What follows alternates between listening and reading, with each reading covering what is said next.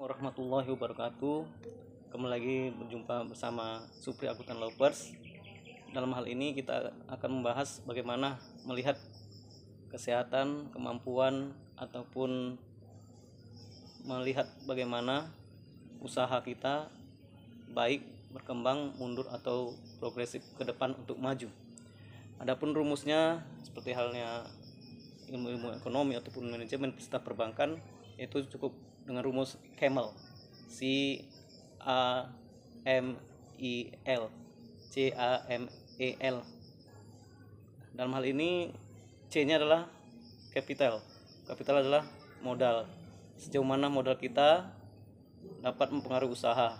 Bila itu usahanya modal itu sedikit, kita butuh juga dengan utang untuk meningkatkan produksi. Kemudian aset.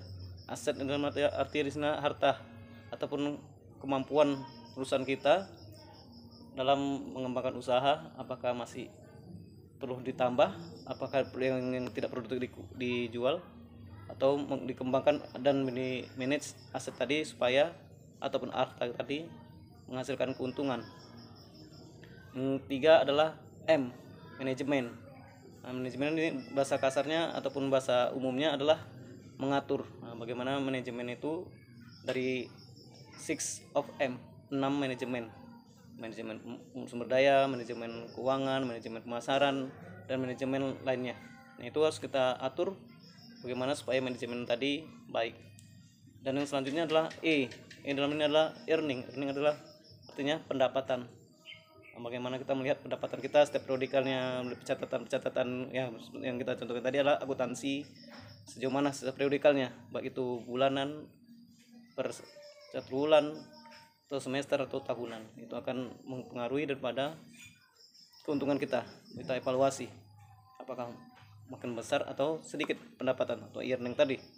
Dan yang terakhir adalah L itu likuiditas adalah kemampuan daripada perusahaan kita dalam hal analisa harta kita, analisa keuangan kita, likuiditas, kemampuan untuk bayar hutang ataupun kemampuan lain sebagainya, likuiditas, kelancaran kas kita, piutang kita, dan sebagainya. Mungkin itu saja yang dapat saya sampaikan 5 hal dalam menilai perusahaan itu ataupun kembangan daripada usaha kita. Itu rumusnya CAMEL, bahasa Inggrisnya CAMEL atau bahasanya unta. Tadi ada singkatannya C capital, E aset, M manajemen, E earning, dan L adalah likuiditas.